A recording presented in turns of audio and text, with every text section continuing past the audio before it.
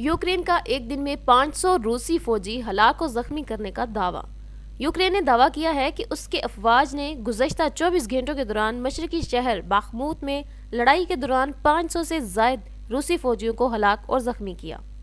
Ukraine के मशरकी डोंबास खित्ते में वाक़या बाखमूत शहर का कंट्रोल हासिल करने के लिए रूसी अफवाज कई माह से हमले कर रही है। रॉयटर्स के मुताबिक दोनों तरफ ने इस दौरान एक दूसरे को भारी जानी नुकसान पहुंचाने का दावे किए, ताहम दुरुस्त तादाद की तस्दीक बहुत मुश्किल है कि गुज़श्ता 24 घंटों के दौरान रूसी अफवाज ने 16 हमले किए, जबकि बाखमूत शहर के करीब 23 मुख्तलिफ मकामात पर लड़ाई हो रही है। लड़ाई के दौरान दुश्मन के 221 फौजी मारे गए, जबकि 314 को मुख्तलिफ नौयत के जख्म आए। तर्जमान के बयान से ये वाज़िया नहीं है कि इनका इशारा जुम्मे से होने वाली हलाकतों के बारे में है या ताज़ा तरीन 24 घंटों के दौरान अमवात की बात कर रहे हैं।